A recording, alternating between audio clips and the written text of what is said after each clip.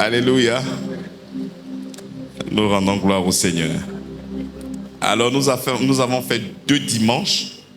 Et nous avons parlé sur le jeûne sous la grâce. Alléluia. À qui ça fait du bien? Amen. Amen. Le jeûne sous la grâce. On a eu beaucoup de retours sur Internet. Beaucoup. Les gens ont beaucoup aimé nos podcasts, les petites vidéos que nous faisions pour mettre sur Facebook. Amen. On a encore beaucoup de choses à dire, mais on va aller tout doucement.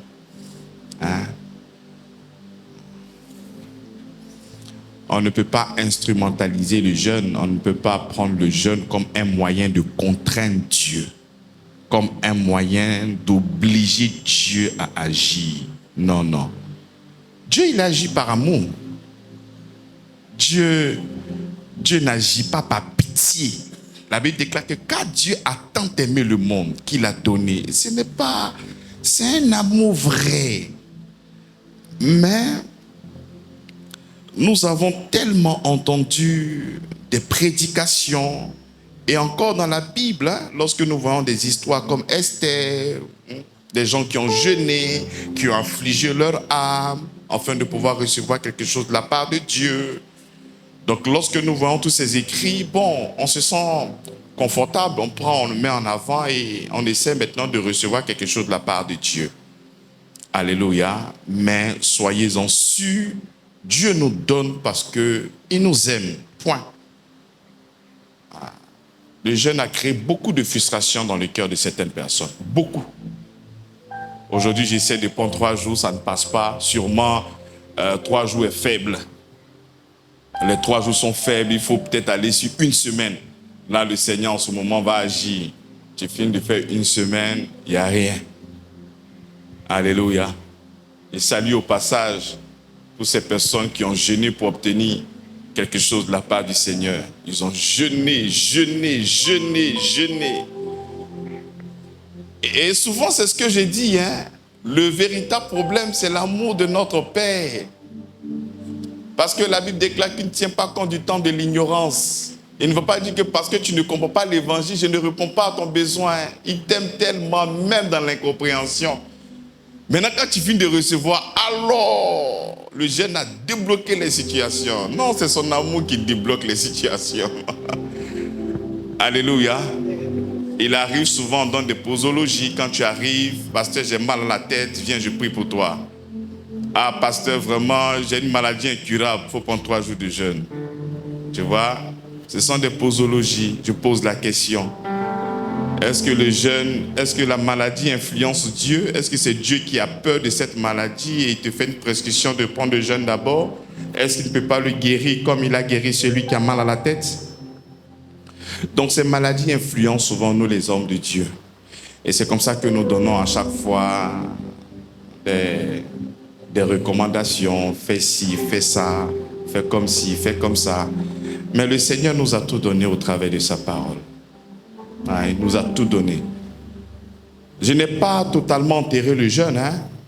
Le son a changé. Je n'ai pas totalement enterré le jeûne.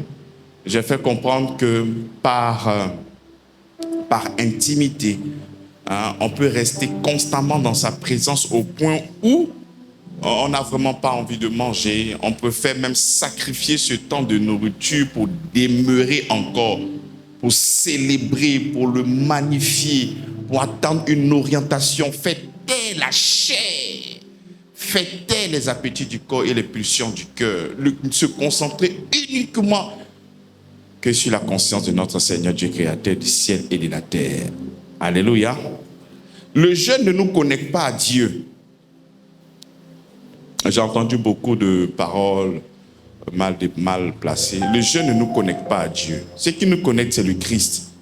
Dieu étant en Christ, réconciliant le monde avec lui-même. Donc ce n'est pas le jeûne qui a te connecté. Non. La seule connexion qui existe, c'est la connexion en Christ. Alléluia. Alléluia. Aujourd'hui, nous allons prêcher sur le bon disciple qui porte du fruit. Mais nous allons aller d'abord sur le disciple. Bon, c'est un adjectif qualificatif, donc nous allons parler d'abord du disciple. Et après avoir fini de parler du disciple, nous allons maintenant voir le fruit qu'il est censé maintenant apporter. Mais nous allons vraiment nous asseoir et comprendre, mais c'est quoi le disciple? La Bible dit, allez et faites de toutes les nations, mais des disciples. Donc, prime abord, ce que nous devions savoir, c'est que nous tous sommes appelés à être des disciples. Mais aujourd'hui, cette appellation est réservée pour des élites. Tu vois, c'est réservé pour des élites, c'est réservé pour des initiés. Alors que c'est l'expression de base pour toutes ces personnes qui suivent le Seigneur, des disciples. Parce qu'il a dit, faites de toutes les nations les disciples. Faites de toutes les nations les disciples. Donc avant même les appellations de apôtres, de toutes ces choses qui sont dans la Bible, toutes ces personnes qui étaient avec Jésus étaient considérées prime abord comme des disciples, des disciples. Et c'est après qu'il y a eu maintenant d'autres appellations, d'autres qualifications, mais de base, les disciples. Donc nous sommes des disciples. Alors, lorsque nous prenons l'expression disciple, ça vient du grec matété. Matété qui veut dire celui qui apprend. Le disciple, c'est celui qui apprend. D'une manière simple, le disciple, c'est celui qui apprend. Quand tu es un apprenant, tu es un disciple.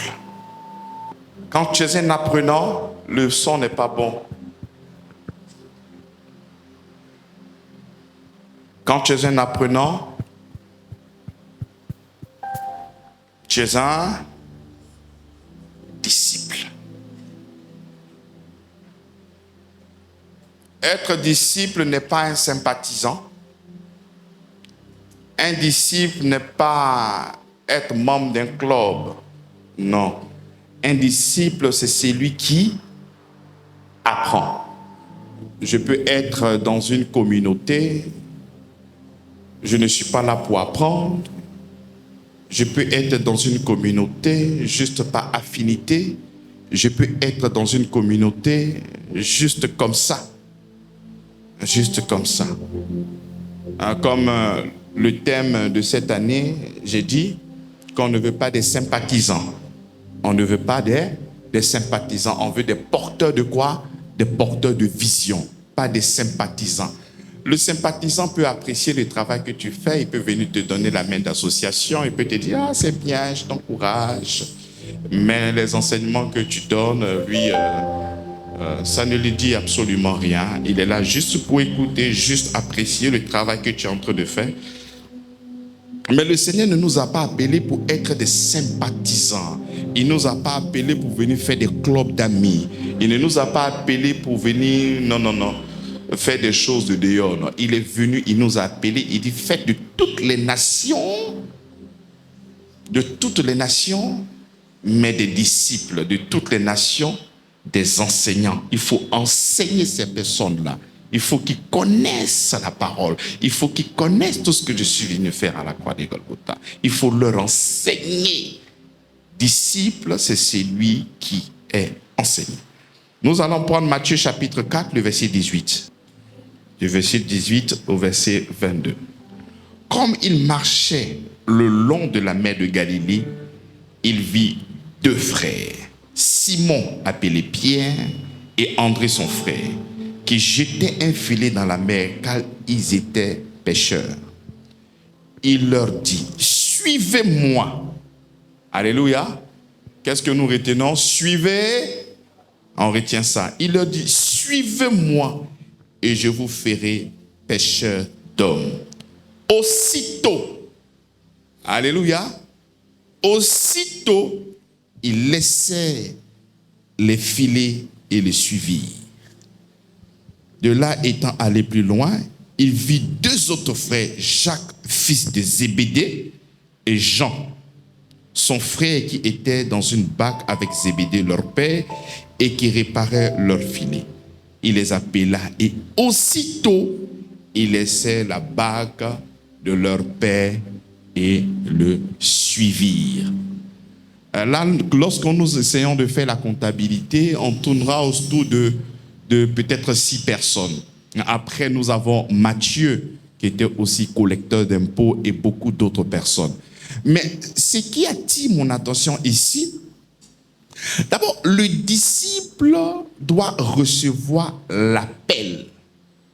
Un disciple, ce n'est pas l'apprenant qui va choisir son maître. Non, c'est le maître qui l'appelle. Ce n'est pas comme dans cette génération, je me lève, je peux choisir mon professeur, je peux choisir telle personne pour m'enseigner, je peux faire ci, je peux faire ça. Non, le disciple reçoit l'appel. Et lorsqu'il reçoit l'appel, c'est au disciple de répondre. Alléluia. Et du fait de toutes les nations, les disciples, lorsque nous allons annoncer l'évangile, c'est l'annonce de l'évangile qui est l'appel.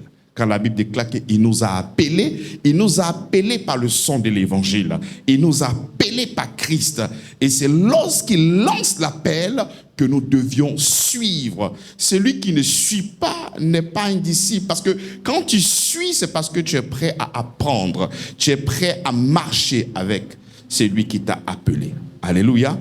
Donc nous voyons ici au verset 18, Jésus qui, comme il marchait le long de la mer de Galilée, il vit 2 frères, Simon appelé Pierre et André son frère, qui jetaient un filet dans la mer car ils étaient pêcheurs. Le Seigneur va rencontrer des personnes en pleine activité. Il y a beaucoup de personnes qui ont décidé de servir le Seigneur parce qu'ils ont été refoulés, ils ont cherché le travail pendant longtemps. Il n'y a pas d'embauche. Et ils sont tellement fatigués parce qu'ils ont cherché le travail, il n'y a pas de solution. Je crois que Dieu est en train de m'appeler. Donc pour lui, le signe de son appel, c'est parce que toutes les portes sont fermées. Parce que toutes les portes sont fermées, c'est un signe pour lui que Dieu est en train de l'appeler. Non, c'est pas ça. La majorité des personnes ici, lorsque nous allons lire comment est-ce que le Seigneur les a appelés, mais toutes ces personnes-là étaient comment? En activité. Ce n'étaient pas des personnes qui étaient en train de dormir, des personnes qui n'avaient rien à faire. Aujourd'hui, il y a des personnes qui essaient de venir à l'église parce qu'elles estiment qu'elles n'ont rien à faire. Il y a des personnes aujourd'hui qui essaient d'aller annoncer l'évangile parce qu'elles estiment qu'elles n'ont rien à faire. Il y a des personnes qui essaient maintenant de rendre culte, de faire plusieurs choses à l'église parce qu'elles se disent qu'elles n'ont rien à faire. Il y a des personnes qui veulent maintenant lire la Bible ou peut-être imiter la foi en Christ parce qu'elles estiment qu'elles n'ont rien à faire. Mais lorsque le Seigneur va appeler toutes ces personnes-là, la Bible déclare qu'ils étaient prêts à lancer le filet. Ils étaient prêts à faire quoi? Donc ils sont en pleine activité. Et c'est une activité lucrative. Parce que c'est le fondement de leur suivi. C'est là qu'ils prennent de l'argent pour veiller sûrement sur leur famille, sur eux-mêmes. Donc Dieu vient et vous savez, les choses de la Bible ne sont pas placées comme ça d'une manière hasardeuse. Si le Seigneur plante le décor et il dit que pendant que ces personnes-là sont en train de lancer le filet, ils sont en pleine activité, ils sont en train de travailler. Ils ne sont pas en train de dormir. Ils n'ont pas échoué. Ce n'est pas une maladie qui les envoie en Christ. C'est un appel. Reçois l'appel. Et quand tu reçois l'appel, qu'est-ce que tu fais? Mais tu suis. C'est vrai qu'il y a beaucoup de personnes qui sont venues à l'église parce que ce qui a précédé la venue à l'église, ça peut être un problème de cœur, goumen, mon mari m'a laissé, ma femme m'a laissé, je suis malade, les sorciers me poursuivent. Mais peu importe, au moins si ce problème-là t'a mené à l'église, tu es censé maintenant recevoir la parole qui fera de toi maintenant un enfant de Dieu. Sinon, tout ce qui t'a attiré dans le christianisme, c'est pas ça l'appel. Parce que le véritable appel, c'est le son de l'évangile. L'appel, ce n'est pas fuir Satan. L'appel, ce n'est pas fuir les difficultés. L'appel, c'est recevoir son amour dans ton cœur. Amen. La Bible déclare que c'est la bonté de l'Éternel qui pousse l'homme à la... Qu'est-ce qui fait que nous changeons d'orientation? C'est la bonté. Mais ce qui a fait que tu veux venir à l'église, c'est parce que tu as vu 2 corbeaux dans ton songe, avec un chien qui te poursuivait. Non, ça là, c'est pas la véritable repentance. Ça, c'est la peur qui a fait que tu es venu au culte. Alléluia. Mais quand tu vas faire 2 jours, 3 jours que tu as pu voir le corbeau, qu'est-ce que tu as fait? Mais tu retournes dans ton activité. Alléluia. Donc nous voyons ici notre Seigneur appeler Simon-Pierre et son frère André, qui jetaient un filet dans la mer car ils étaient pêcheurs. Il est dit, suivez-moi. Donc prime abord, ce que nous recevons, c'est l'appel. Et quand nous recevons l'appel du Seigneur, qu'est-ce que nous devions faire? Nous devions comment? Suivre. Il continue en disant, il leur dit, suivez-moi et je vous ferai pêcheurs d'hommes. Aussitôt, ils laissaient les filets et les suivirent. Un abandon comment? Un abandon comment? Un abandon comment? Total. Total. Tu vois? Ça, c'est la parole de Dieu. Le dimanche précédent, lorsque j'étais en train de parler, je disais, l'expérience ne peut que venir confirmer et non infirmer. Donc si nous voulons voir une expérience, on peut voir avec Abraham. Qu'est-ce qui s'est passé? Quand Dieu l'a appelé, il a dit, quitte la maison de ton père, mais quitte ta patrie vers une nouvelle orientation. Et qu'est-ce que Abraham a fait? Il a tout quitté. Il quitte sa famille. Il quitte des certitudes. Il quitte son ego, c'est-à-dire le moi. Il abandonne tout pour une nouvelle orientation. Il n'est plus maître de lui-même. Il n'est plus maître de ses choix. Il n'est plus maître de ses facultés. Il dépose tout au pied de son maître et il décide de le suivre. Quand on t'appelle, tu dois d'abord, répondre et de 2, tout abandonner pour commencer à suivre. Lorsque je suis en train de dire tout abandonner, ce n'est pas que le christianisme ne veut pas que tu puisses travailler. Non. Parce que la Bible même dit que celui qui ne travaille pas ne mange pas. Mais c'est un abandon total en ce qui concerne tes certitudes. C'est quoi les certitudes de l'homme? Ce sont mes diplômes. Ce sont mes connaissances. C'est ce que je sais faire. C'est sur quoi je m'appuie. On est d'accord? Ces péchés qui étaient là ne pouvaient que s'appuyer sur quoi? Sur le filet, parce qu'ils étaient des pêcheurs. Mais c'est comme ça qu'ils doivent manger. C'est comme ça qu'ils doivent nourrir leur famille. Donc quand le Seigneur dit suivez-moi, c'est une question de tic et de conviction. D'avoir son regard fixé sur la personne qui est en face. Non pas une conviction de ce que je suis en train de faire. Le Seigneur ne veut pas que tu sois une personne qui ne travaille pas. Ça n'a rien à voir. Mais il faudrait que tu puisses abandonner tes convictions personnelles. Il faudrait que tu puisses abandonner tes diplômes. Abandonner sur quoi tu pouvais t'appuyer. Parce que tu sais que quand tu commences à vivre surtout sur cette terre, même quand tu es en train de parler de Jésus, lorsque tu crois en Jésus, tu as en arrière-plan des personnes sur qui tu peux compter. C'est ça ou c'est pas ça? Tu as dans ton esprit des gens sur qui n'ont lu l'épée, mais non, c'est d'abandonner tout ça et de commencer déjà à le suivre. C'est d'abandonner tout ça et commencer déjà à le suivre. Mais si je laisse le filet, mais comment est-ce que je vais manger? Celui qui m'a appelé pourvoira. Mais si je ne suis pas là pour amener du poisson à la maison, mais comment est-ce que je vais faire? Le Seigneur pourvoira. Je suis en train de vous dire que je ne suis pas en train de dire de laisser les activités, de ne plus travailler, mais d'avoir une conviction profonde, une confiance totale à celui qui est en train de vous appeler. Parce que tu dois répondre à l'appel et après être enseigné par lui. Il doit t'équiper.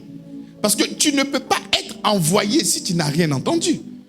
Tu ne peux pas aller annoncer l'évangile si tu n'as rien entendu. Tu ne peux pas imiter le maître si tu n'as rien vu. Tu ne peux rien faire si tu n'as pas entendu, si tu n'as pas touché, si tu n'as pas senti. Tu ne pourras rien faire. Donc il faut, prime abord, que tu puisses tout abandonner, tout laisser. Je peux même prendre mon cas, une expérience qui vient confirmer la parole du Seigneur. Lorsque je reçois l'appel, je me pose la question, mais quelle était cette force de pouvoir mettre la clé sur le paillasson, fermer beaucoup de choses et me consacrer exclusivement, mais à l'enseignement. Parce qu'il y a une parole qui est montée dans mon cœur, une révélation profonde de son amour. Longtemps j'ai parlé du Seigneur, longtemps j'ai prié, mais avec une relation d'un Dieu bipolaire, un Dieu schizophrène, un Dieu qui est doux et même qui est mauvais, un Dieu qui bénit, mais un Dieu qui tue. Et quand j'ai commencé à recevoir le son de l'évangile dans mon cœur, mais j'ai tout laissé, parce que j'avais bien voulu comprendre ce qui se passait, parce que tout ce que j'entendais de ce Dieu autrefois n'avait rien à voir avec ce que je suis en train de recevoir présentement. Donc il fallait que je mette une pause. Il faut mettre une pause. Je dois mettre une pause. Et je mets la pause. Et cette pause-là, ce n'est pas pour aller dormir, mais c'est pour la méditation. J'ai commencé à faire des séminaires. Je suis allé dans d'autres pays à la recherche de quoi? De la connaissance. Mais la connaissance dans sa parole. Parce que autrefois, j'ai suivi des hommes. Maintenant, je veux suivre sa parole. Je me suis retrouvé un jour dans une conférence. J'ai quitté mon pays pour aller dans un autre pays, aller faire une conférence en anglais, alors que moi-même je ne comprends pas. C'est là que le Seigneur a vu que vraiment le petit là il souffre. Si tu ne l'aides pas, ça serait gâté sur lui. Et puis je suis là à côté avec ceux avec qui je suis parti. Ils disent quoi? Ils disent quoi? Mais il faut attendre. Donc les petits mots que tu peux comprendre, tu captes un peu. Ah, c'était pas facile. Et quand j'ai fini, j'ai payé tous les bouquins de cet homme de Dieu là. J'ai tout mis, les affaires. Il n'y avait pas assez de place, j'ai laissé les affaires. Et quand je suis arrivé, il fallait traduire.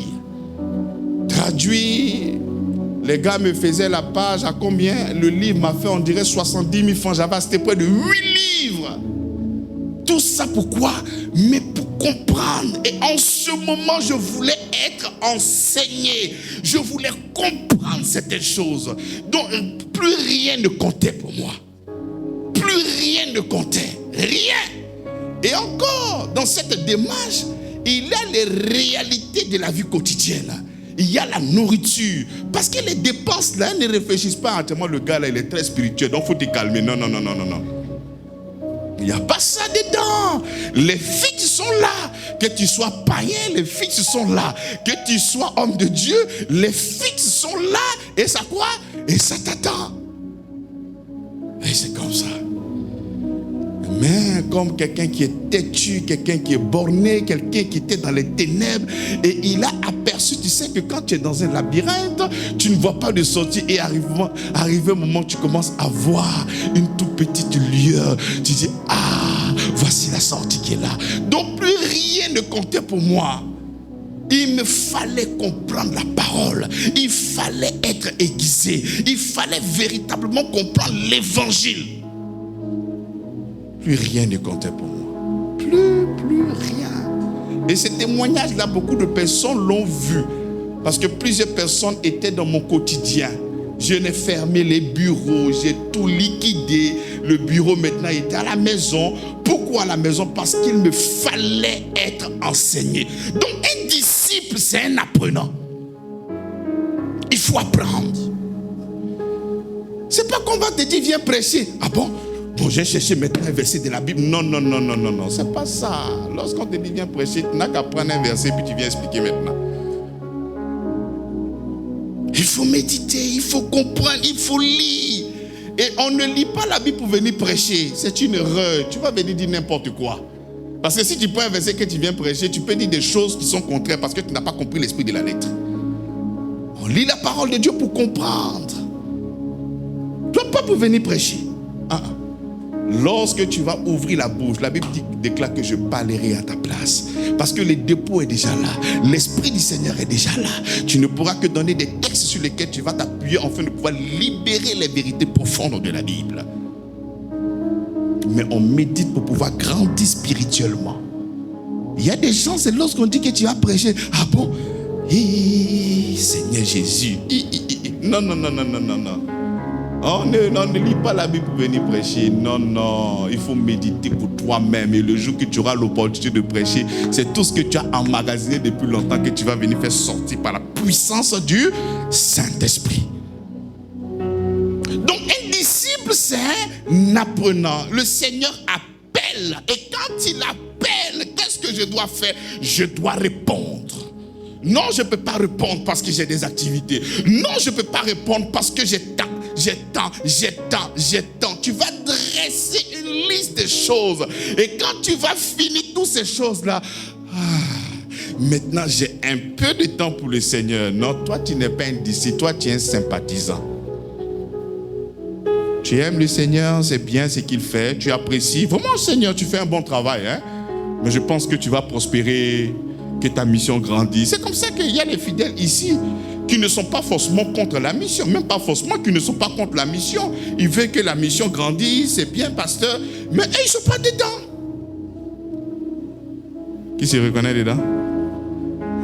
Tu n'as pas levé ta main alors que tu es dedans. Tu n'es pas participant. Non. Toi, ce que tu dois faire, tu viens faire mon culte du dimanche. Si en semaine, j'ai pu avoir un peu de temps, je viens, je fais un peu, je finis, je fais mon offrande, basta. Mais toi, tu es religieux. Toi, tu n'es pas un disciple. Il dit, faites de toutes les nations. Les quoi? Les disciples. Donc, je viens dimanche au culte, mercredi, je viens au culte. J'ai fait mon offrande, peut-être même j'ai donné ma dîme. Et puis voilà quoi, j'ai cassé la baraque. Je suis même plus régulier, mais que c'était frère. Je suis un homme spirituel. Non. Le disciple, prime abord, tu dois recevoir l'enseignement. Tu dois être un apprenant. Tu dois apprendre. Tu dois écouter. Tu dois être édifié sur le fondement de Christ. Tu ne peux pas dire que tu es disciple et que tu ne reçois pas l'enseignement. Et puis ce n'est pas un choix. Parce que la Bible nous fait comprendre que faites de toutes les nations. Donc là, vous tous ici dans cette salle, avant de parler même de chrétien, par exemple, le mot chrétien a été cité 3 fois dans la Bible, 3 fois. Mais le mot disciple, plus de 230 fois. Donc l'appellation, nous sommes appelés à être des quoi? Mais des disciples. Des disciple. Et le disciple, c'est celui qui apprend. Mais toi, tu es sous-informé. Tu dis que tu es un enfant de Dieu. Tu es sous-informé. Déjà même le fondement de notre foi, ce qui fait que nous sommes appelés enfants de Dieu, tu ne connais pas. Mais c'est compliqué. Rédemption, tu ne connais pas. Sanctification, tu ne connais pas. Justification, tu ne connais pas. Glorification, tu ne connais pas. Il est si à ma droite, tu ne connais pas. Tu ne connais pas. Mais je suis chrétien. L'apôtre Paul va plus loin en disant, si quelqu'un vous annonce l'évangile qui n'est pas conforme à ce que moi, Paul, je vous ai annoncé, mais il dit votre foi, elle est vaine. Il dit que la foi, elle est comment? Elle est vaine. Donc l'enseignement que nous devons recevoir, ce n'est pas l'enseignement du pasteur. Parce qu'un pasteur peut venir se prêcher lui-même. Amen ou pas amen? Le pasteur peut venir prêcher ses expériences. Le pasteur peut venir prêcher ses superstitions. Le pasteur peut venir prêcher beaucoup de choses. Mais ce que nous devions recevoir dans notre cœur, c'est la parole de Christ. Parce que nous continuons le travail qu'il avait commencé sur la terre. Au travers de son esprit, il est en train de communiquer sa parole. Donc nous pouvons nous considérer comme disciples disciples, lorsque nous sommes dans une position de quoi? Mais d'apprendre. Déjà, réponds à l'appel. Lorsqu'il t'appelle, tu dois répondre et suivre. Je réponds oui et j'abandonne. J'abandonne toujours. Je laisse les certitudes et je laisse mon ego renoncer à être son propre patron. On est d'accord? Renoncer à être son propre patron. Je pense que pour les hommes d'affaires qui sont là, et même pour des hommes même qui travaillent dans des entreprises, je pense que vous comprenez très bien. Renoncer à être son propre patron. Parce que si j'ai décidé de suivre, il y a quelqu'un qui me contrôle. Il y a quelqu'un qui m'ordonne. Il y a quelqu'un qui me donne une orientation et je ne discute pas. Tu comprends quand c'est lui qui t'emploie, quand il te donne une orientation, tu sais ce que tu fais, non? Tu sais ou tu sais pas? Tu exécutes. Mais quand on est à l'église, pasteur, je suis occupé. Bon, d'accord, on fait comment? Tu vois? Mais on exécute. Il faut exécuter. Donc, être disciple, c'est accepter que tu es un patron. Ce n'est pas moi ton patron, c'est le Seigneur qui est ton patron. Hein? Il ne faut même pas me voir le Seigneur. Parce que c'est au travers de son esprit que je te communique sa pensée, que je te communique sa parole. Et c'est cette parole-là que tu dois recevoir. Alléluia. Donc, il faudrait que tu puisses changer de patron. Tu n'es plus ton propre patron. Et ton patron, c'est qui? C'est notre Dieu créateur du ciel et de la terre. C'est lui qui a la primauté. C'est lui qui a la priorité. La Bible déclare que cherchez premièrement le royaume et la justice et tout vous sera donné par-dessus tout. Donc s'il y a quelque chose qu'on doit mettre premièrement, c'est quoi? C'est celui qui nous a appelés. C'est celui qui nous a... Mais celui qui nous a appelés là, il est invisible. Ce n'est pas comme un patron qui est là avec le salaire qui est là. Ce sont des choses qui sont réelles. À la fin du mois, tu as 1 million. Tu ne viens pas le dimanche, tu ne viens pas à l'heure, tu es viré. C'est là, tu sais tout, tu vois tout. Mais de l'autre côté, nous avons un patron qui est invisible. Et les bénédictions qu'il nous donne sont des bénédictions spirituelles. Ce ne sont pas des choses qui sont palpables. Donc c'est comme ça qu'on a tendance à jouer un peu avec lui. Tu considères mieux ton patron dans le monde physique que le Dieu créateur du ciel et de la terre. La preuve, si on vient à l'église, on demande de venir à 8h, à 9h. Toi, tu peux venir à 11h, mais tu sais que tu peux pas faire ça dans ton entreprise. Amen ou pas amen? Tu sais que tu ne peux pas faire dans la société de quelqu'un. Ou bien tu peux faire ça? Non, si tu fais ça, tu connais. Donc tu dois accepter que c'est lui qui est ton patron. Et quand tu te donnes une orientation, tu ne viens pas conjuguer. Tu ne viens pas mettre ton intelligence. Non, tu sais que, non, tu sais, non, le Seigneur même sait, le Seigneur sait rien. Il t'a appelé. Et tu dois répondre. Nous voyons ici en Matthieu chapitre 4, des gens qui étaient en pleine pêche. Suis-moi. Mais Seigneur, toi-même tu sais qu'il y a filé dans ma main. Ah, toi aussi.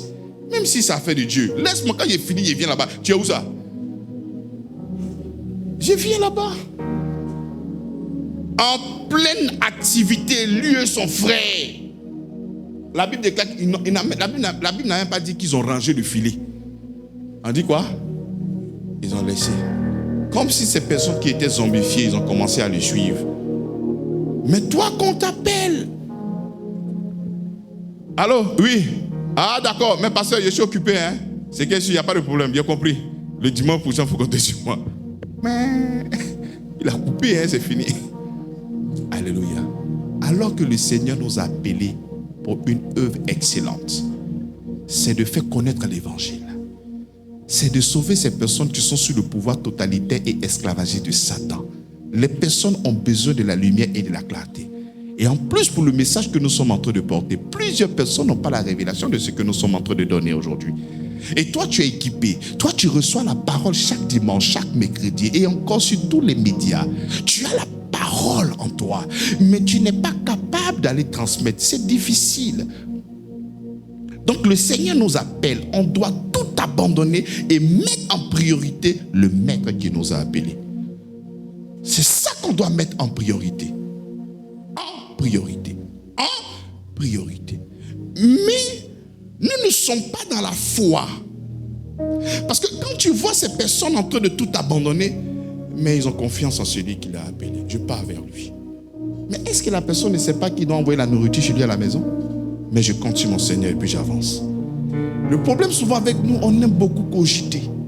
Même quand tu finis de donner à César ce qui est à César, c'est-à-dire même quand tu finis ton activité et qu'il te reste un peu de temps, c'est là que tu te souviens que le dimanche, tu dois laver tes habits. C'est là que tu te souviens que le dimanche, tu dois faire un peu de sport parce que tes articulations sont un peu bloquées. C'est là que toi te souviens que le dimanche, quand même, un homme doit se reposer. C'est là que le dimanche, tu sais que tu dois aller saluer tes parents. C'est là que tu sais que tu as ça, tu as ci, tu as ça. Lorsque tu dois aller annoncer l'évangile, nous devons faire la promotion de l'œuvre de la croix. C'est là que tu as toutes les excuses. Mais qui est donc ton patron?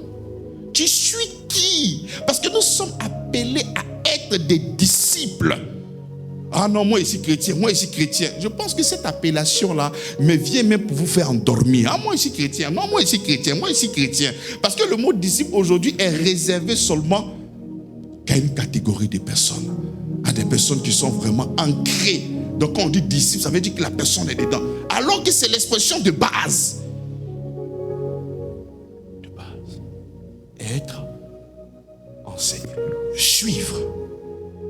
Lorsque le Seigneur t'appelle, tu le suis. Mais en le suivant, tu dois te débarrasser de tout ce qui peut être comme une charge.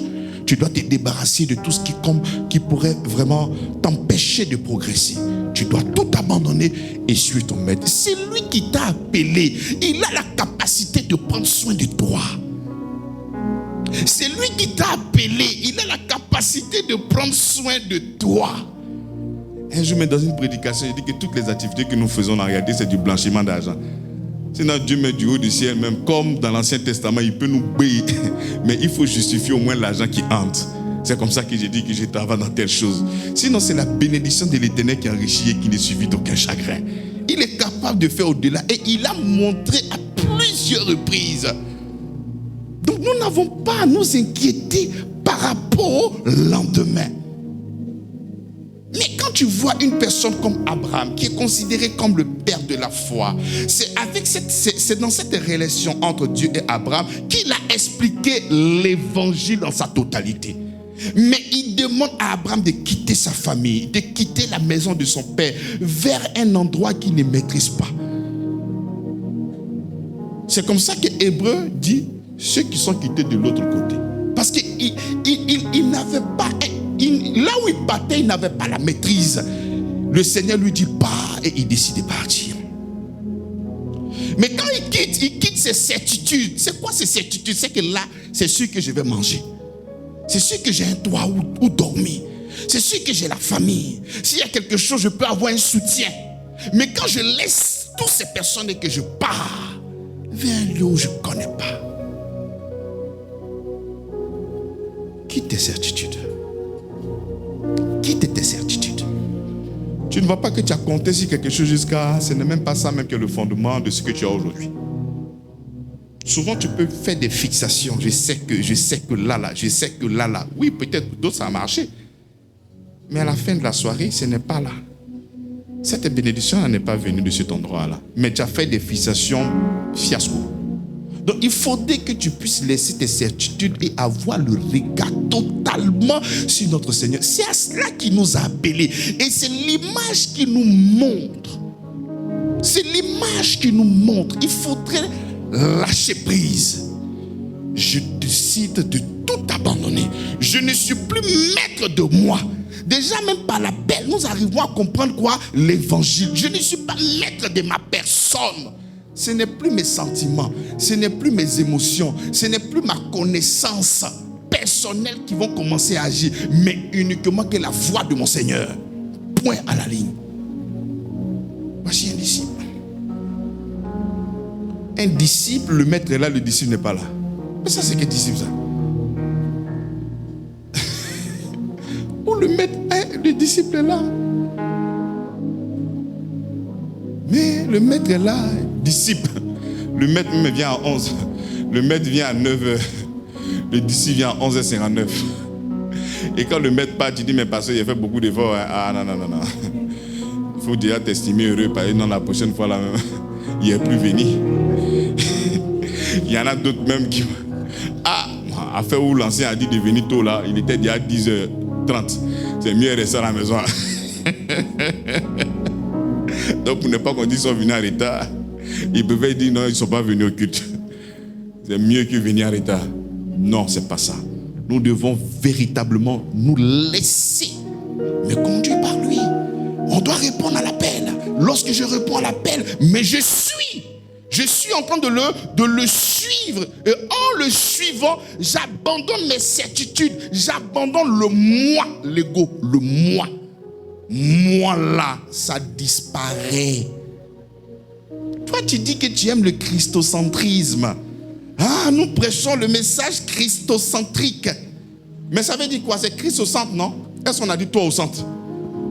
Mais comment toi tu dis que tu aimes le christocentrisme et puis toi, dans ta vie de tous les jours, c'est l'égocentrisme, c'est le nombrilisme? Non, il faudrait que le message que tu entends qui fait que tu es en joie là, mais que tu puisses vivre ça. Donc il faudrait que tu mettes Christ au centre aussi de tes choix et de tes décisions. Ah, le pasteur là, non, il n'a pas mis Christ au centre, je ne le suis pas. Oui, le pasteur là, il met Christ au centre, je le suis. Mais et toi qui reçois le message, c'est quoi tu mets au centre dans ta vie? Tu mets Christ ou c'est toi que tu mets au centre? Hein? Répondez. Nous sommes tous appelés à être des... C'est pas une question, non, c'est le pasteur. Non. Si tu veux, il ne faut pas être pasteur. Si tu veux, il ne faut pas être docteur. Il n'y a aucun problème. Mais tu es disciple, non? Si tu es disciple, tu dois être un apprenant.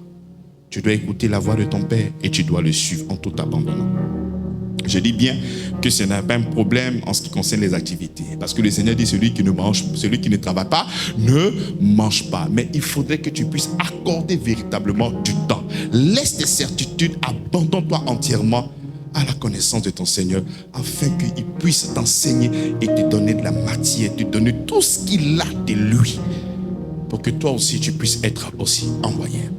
Donc après avoir fini de parler sur le premier angle qui est l'appel à suivre, nous avons aussi un deuxième point qui est l'écoute. Là nous allons prendre Luc chapitre 10, verset 39. Comme Jésus était en chemin avec ses disciples, il entra dans un village et une femme nommée Marthe reçut dans sa maison.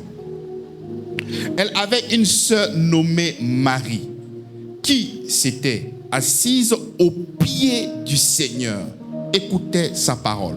Marthe, occupée à de divers soins domestiques, survint et dit: Seigneur, cela ne te fait-il rien que ma sœur me laisse seule pour servir?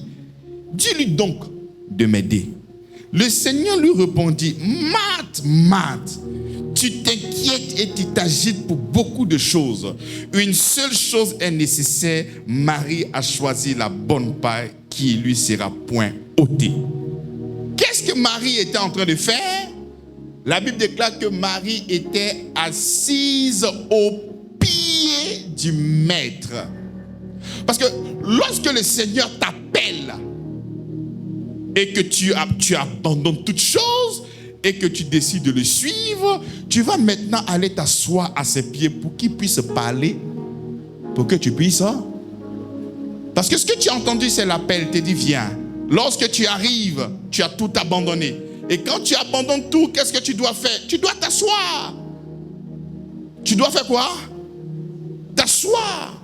La vie chrétienne commence dans une position assise. Parce que tu dois comprendre l'œuvre de la croix. Tu dois comprendre tout ce qu'il a fait pour toi à la croix de Golgotha. Tu dois être informé. Parce que la Bible dit que la paix et la grâce vous soient multipliées par la connaissance. Donc si tu ne mets pas une pause, un stop, pour que tu puisses comprendre ce qu'il est en train d'annoncer, mais tu ne pourras rien faire. Donc ici encore dans le livre de Luc chapitre 10, le verset 39 à 42, voici Marthe qui vient se plaindre.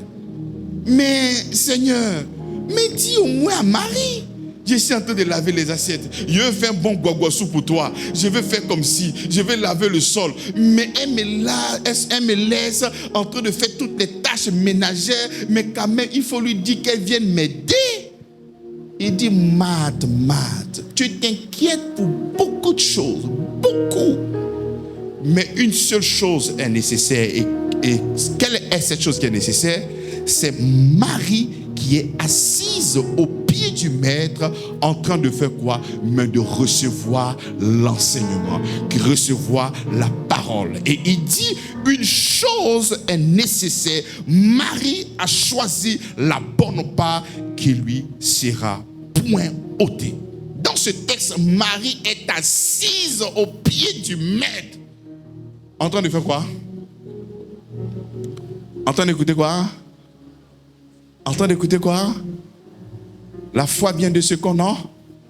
Et ce qu'on entend vient de la parole de... Mais comment veux-tu avoir la foi si tu ne prêtes pas ton oreille pour écouter la parole du Seigneur? Il dit ce qu'elle vient de recevoir là, ça ne pourra plus jamais être ôté. On peut te prendre une voiture. On peut te prendre une maison. On peut te prendre plusieurs choses sur la terre. Mais lorsque tu reçois Jésus dans ton cœur, aucune personne ne pourra te l'enlever. Aucune personne ne pourra te l'enlever. Et voilà pourquoi le Seigneur dit qu'elle a choisi la bonne part. Mais au nom de tout ce qui est logique, mais est-ce que Mad était en train de faire une mauvaise chose? Mais puisqu'elle était occupée aux tâches ménagères, bon, imagine-toi un temps soit peu. On dit le maître est là, et puis on dit qu'elle est occupée aux tâches ménagères. Quand toi, tu reçois le maître chez toi, mais tu seras en train de chercher à faire peut-être un bon guaguassou, peut-être faire une bonne sauce, peut-être essuyer bien la maison, le recevoir, montrer que tu es prêt à travailler pour lui. C'est ça ou c'est pas ça? En tant qu'un bon Africain. Mais il dit non, c'est pas ça qui est important. Ce qui est important, c'est que tu puisses t'asseoir là, au pied du maître, et écouter sa parole. Il faut écouter. J'aime comment est-ce que Jacques prend. Il dit, il faudrait être lent à parler. Lent à parler. Il faut passer ton temps à faire quoi? À écouter. Même si tu reçois une prédication, que tu estimes que c'est une prédication peut-être apolémique, passe ton temps déjà à écouter. À force d'écouter, peut-être avant même la fin de la prédication, tu vas recevoir la réponse de tes préoccupations. Mais il ne faudrait pas tout de suite recevoir la parole. Mais non. Et puis ton cœur est renfermé au point où tu n'entends plus rien. Il faut être lent à parler. Lorsqu'on est disciple, on prête l'oreille et on écoute. Parce qu'il y a des choses que tu ne vas pas comprendre maintenant. Parce qu'on n'a pas les mêmes capacités de recevoir le message. Il y a des choses que tu ne vas pas comprendre maintenant. C'est après tu as dit, mais là on est déjà parti il y a longtemps. Mais passe ton temps déjà à quoi? Mais au lieu de discuter, écoute. Même si tu ne comprends pas, écoute et prends note. Prends note. Écoute. Le problème n'est pas au niveau de celui qui est en train d'enseigner. Le problème est à ton niveau. C'est parce que tu n'as pas la capacité de recevoir le message en ce moment-là, parce que c'est un peu lourd pour toi. Mais écoute d'abord. Et non pas balayer du revers des mains des choses qui sont assez claires. Écoute la parole du Seigneur. Donc le disciple, prime abord, c'est celui qui reçoit l'appel du Seigneur. Et quand tu reçois l'appel du Seigneur, qu'est-ce qu'il fait? Mais il le suit. Il dit, suis-moi. Je vais changer ta fonction. Tu ne seras plus pêcheur de poissons, mais tu seras pêcheur, gagneur d'âmes. Il laisse tout et il commence à faire quoi? Mais à le suivre. Et en deuxième position, le Seigneur nous fait comprendre qu'il faut... Parce que si tu me suis, il faudrait que je puisse t'enseigner, puisque je t'ai fait comprendre ici que le disciple, c'est un apprenant. Lorsqu'on dit disciple, c'est un apprenant. C'est quelqu'un qui apprend. Ça vient du mot grec mathété, c'est lui qui apprend.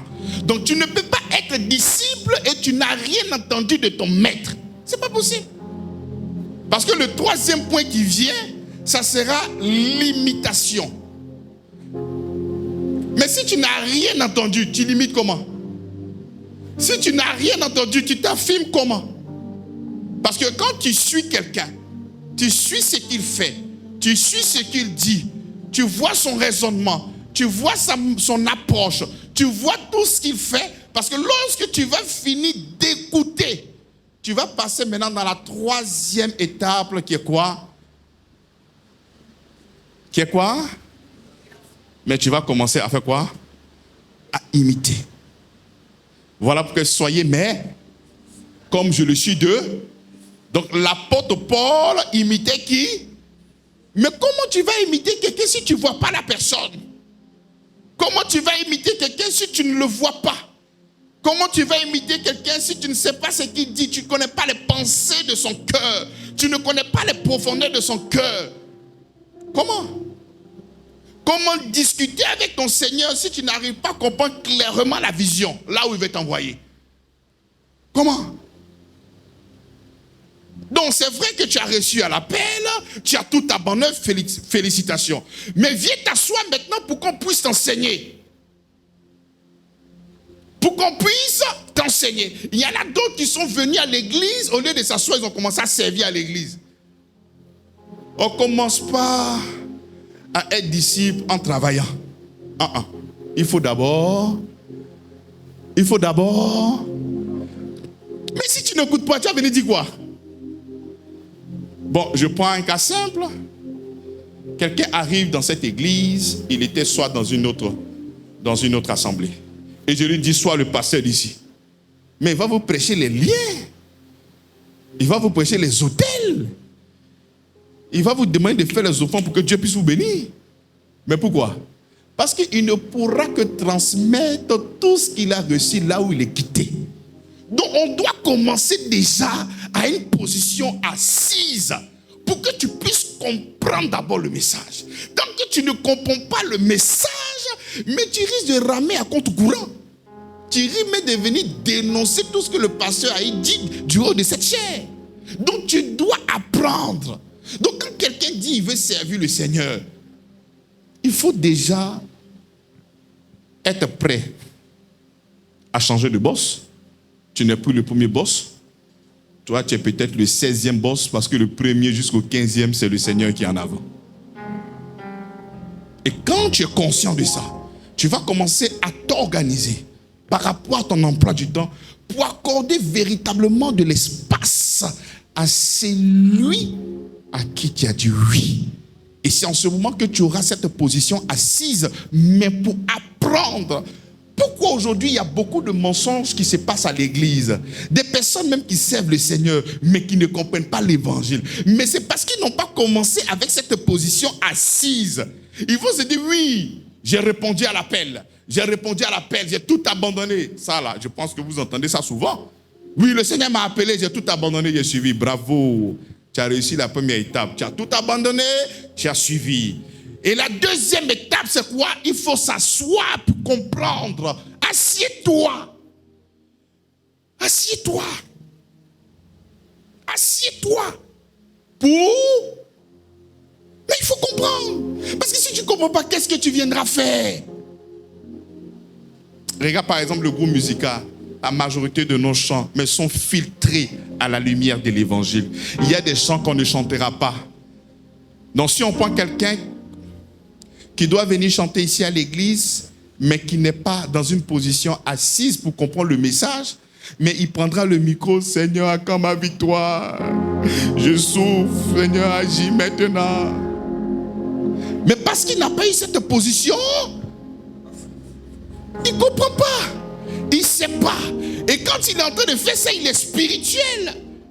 Mais il n'est seulement que dans les sentiments et dans les émotions. Il n'est pas dans la foi. Parce que la foi ne dit pas, Seigneur, quand tu vas agir. La foi dit qu'il a déjà agi. Donc tu dois être dans cette position-là.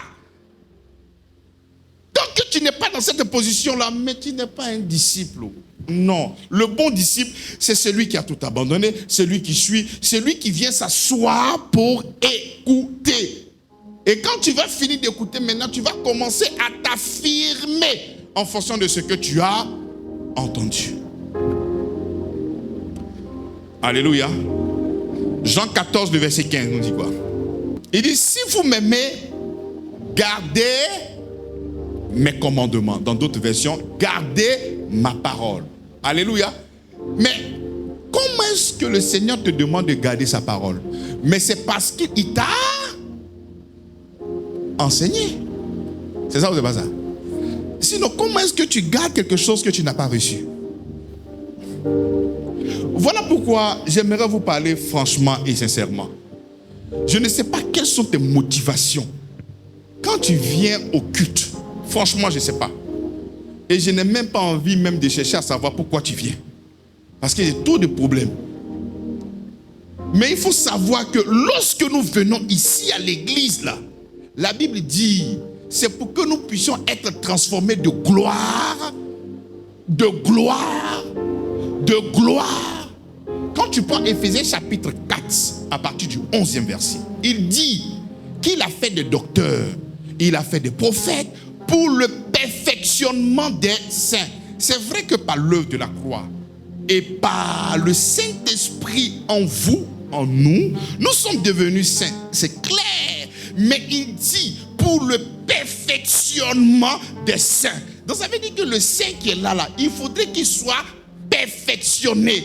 Et nous le faisons comment? Mais au travers de quoi? De la parole. Donc Jacques fait son entrée maintenant. Il dit, il ne faudrait pas que vous soyez bornés à écouter cette parole-là, sans la mettre en... Mais ne vous bornez pas.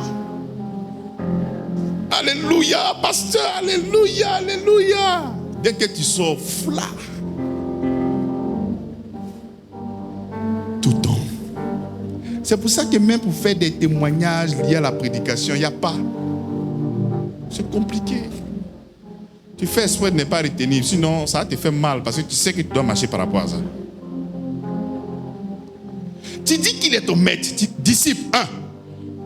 Je dois tout abandonner. C'est lui qui est mon patron. Donc si c'est lui qui est ton patron là, mais qui te conduit? C'est ton patron. C'est ton patron. Le fils ne fait rien de lui-même. Il ne fait que faire ce que son père fait. C'est ça ou c'est pas ça? C'est ça qui est disciple. C'est parce que c'est les chrétiens, les païens qui nous ont appelés chrétiens. C'est ça ou c'est pas ça? Mais c'était des personnes qui sont des disciples. On dit, comme ils font comme le Seigneur là, on va maintenant les appeler les chrétiens. Ça vient de Christ, des chrétiens. Mais c'est parce qu'ils ont vu une imitation. Ils ont vu que, mais tel que nous voyons ces personnes-là, mais elles agissent, mais comme le Christ. Maintenant, quand on te voit là, on voit qui? Hein? Oui, gloire au Seigneur. Et c'est cette perfection-là qu'il a envoyé ces ministères-là. Pour que nous puissions voir Christ. Parce que la Bible déclare que nous sommes une lettre ambulante. La lettre ambulante montre que nous arrivons, lorsque nous te parcourons, nous arrivons à lire la Bible. Mais quand je te parcours, est-ce que je lis la Bible? Qu'est-ce que je lis? Quand je te parcours présentement là, qu'est-ce que je lis en toi? L'amour, la grâce, la bénignité, la tempérance, la maîtrise de soi, la grâce, la faveur de Dieu, le pardon de Dieu, la miséricorde de Dieu, la sanctification, la purification. C'est-à-dire quand je te vois la sagesse incarnée. Quand je te vois la parole vivante et efficace. Vous ne voulez pas acclamer parce que vous savez que ce n'est pas vrai. C'est pas ce qu'on voit. C'est ça qu'on doit voir. C'est-à-dire même quand quelqu'un ne sait pas lire la Bible, mais quand il voit ta vie, il est en train de lire la Bible. Mais c'est pour ça que la Bible déclare que nous devenons une lettre ambulante. Ta vie ne témoigne pas les Saintes Écritures. Alors que pour nous connaître, nous avons besoin de jeter un regard dans la Bible. Parce que notre expérience, c'est Christ. Tout, c'est Christ. Si aujourd'hui quelqu'un veut se connaître, il ne peut que regarder dans la Bible. Parce que c'est là-bas que notre image m'est représentée.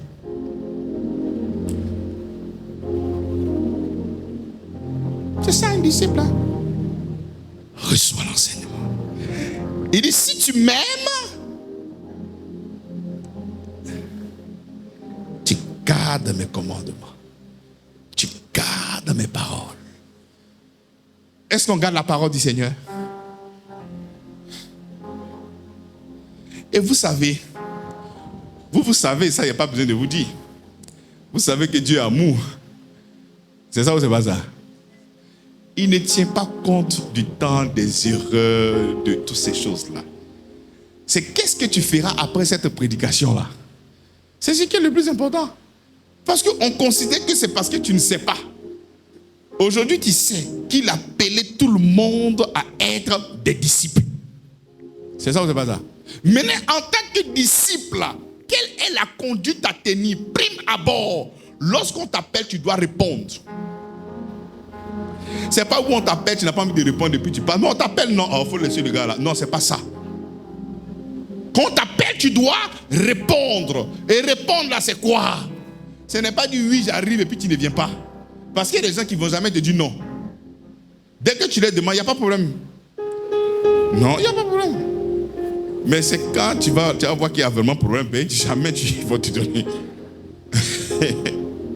Tu réponds en ajoutant l'acte à la parole. Et je suis. Je fais un mouvement. J'abandonne mes certitudes, j'abandonne mon ego et je suis le Seigneur. Je le suis. Je le...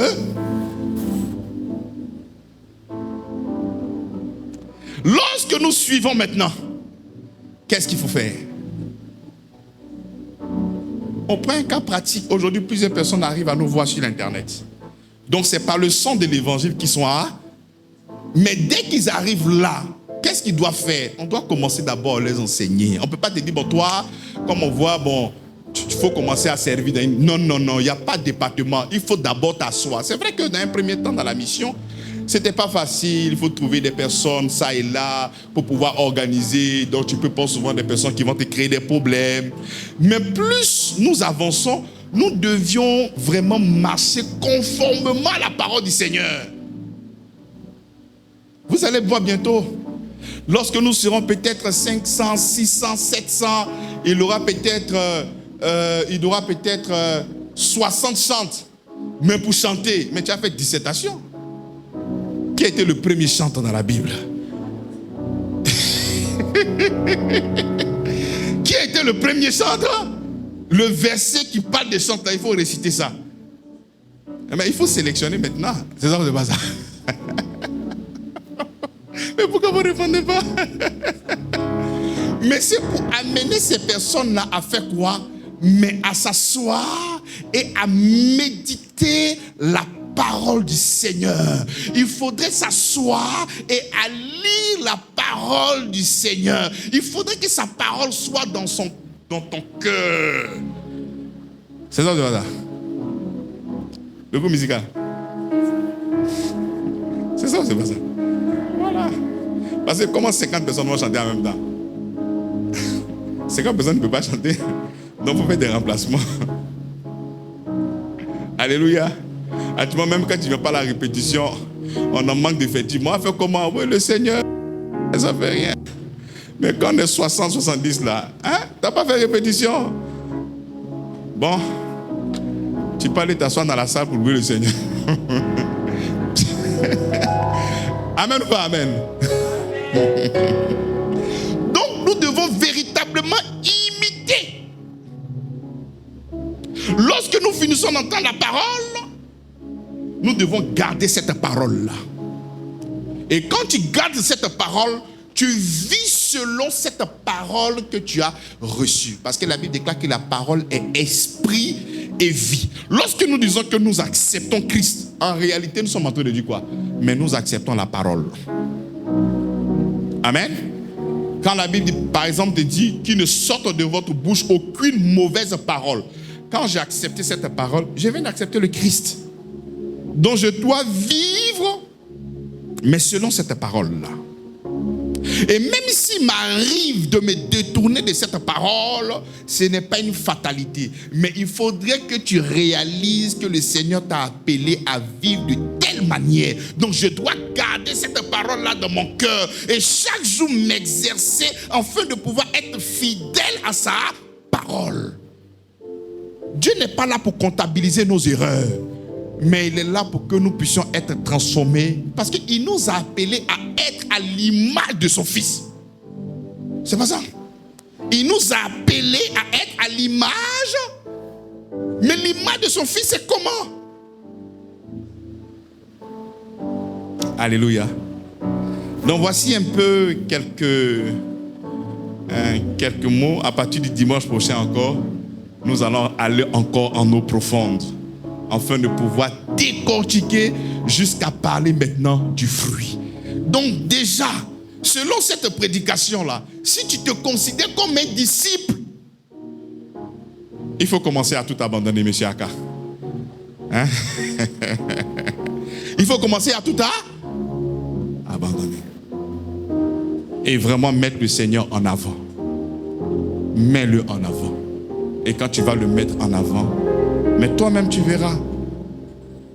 Le Seigneur n'est pas un homme pour mentir, ni un fils de l'homme pour se repentir. Non, non, non, il ne ment pas. Il ne ment pas. Là où il y a des témoignages extraordinaires, mais c'est l'Ancien Testament. Mais comment des gens traversaient le désert pendant combien d'années le Seigneur les a nourris? Ce n'est pas mythe et mystère contre les gens, c'est la vérité. Nous croyons, nous disons Amen. Donc s'il a fait pour eux, la Bible déclare qu'il ne change pas. C'est parce qu'aujourd'hui, nous ne sommes plus dans la foi, nous sommes dans la réalité. Toi-même, il faut être réaliste. C'est pour cela qu'aujourd'hui, la foi n'est pas aussi scandaleuse. Les miracles ne sont pas aussi comme avant. C'est parce que nous sommes trop dans ce qui est rationnel, ce qui est juste, ce qui doit. Et c'est comme ça qu'il y a beaucoup de choses aussi. Nous ne sommes pas dans la logique, nous sommes dans la foi. La foi, elle est surnaturelle. Elle n'est pas naturelle, elle est surnaturelle. Mais notre fonctionnement, notre manière de faire n'est pas dans le surnaturel, mais dans tout ce qui est naturel. Alors que toi, tu t'attends à des résultats surnaturels. Tu t'attends à des résultats surnaturels, mais ce que tu sèmes n'est pas le surnaturel, c'est la logique. Amen. On va se lever pour prier.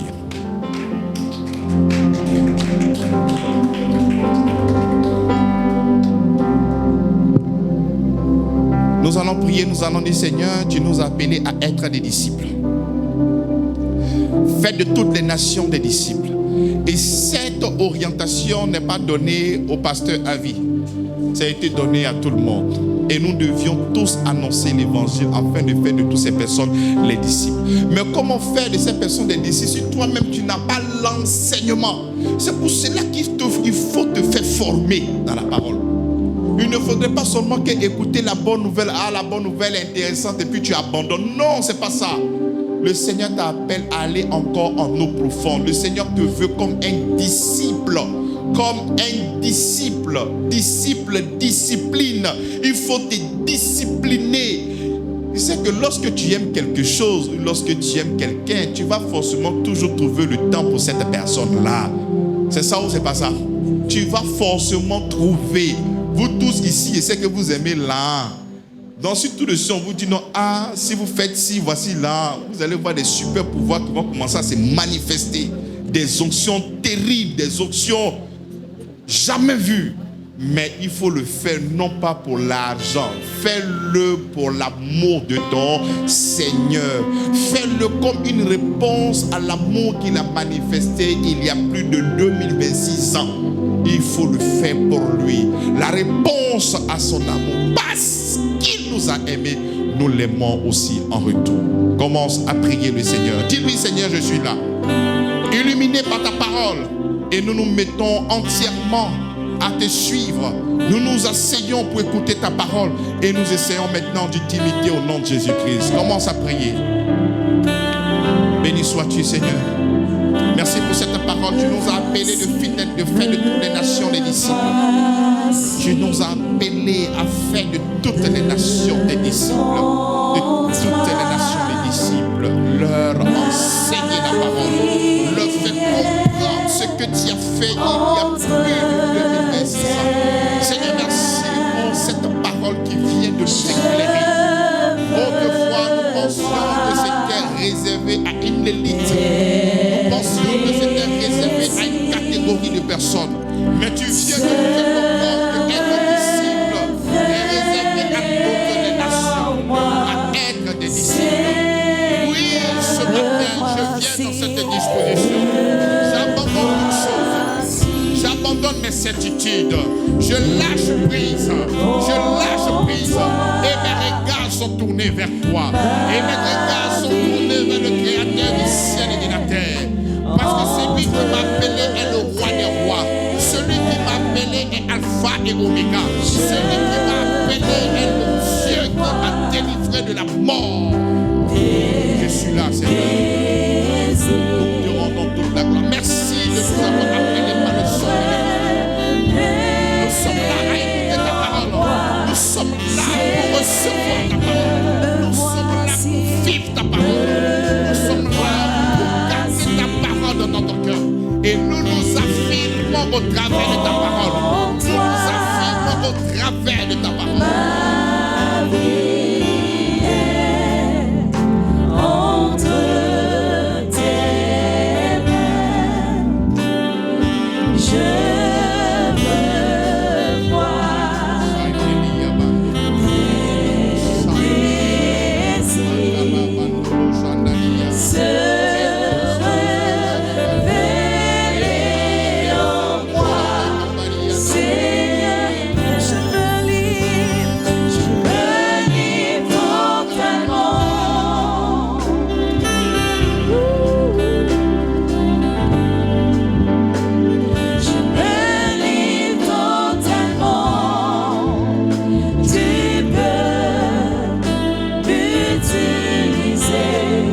Je me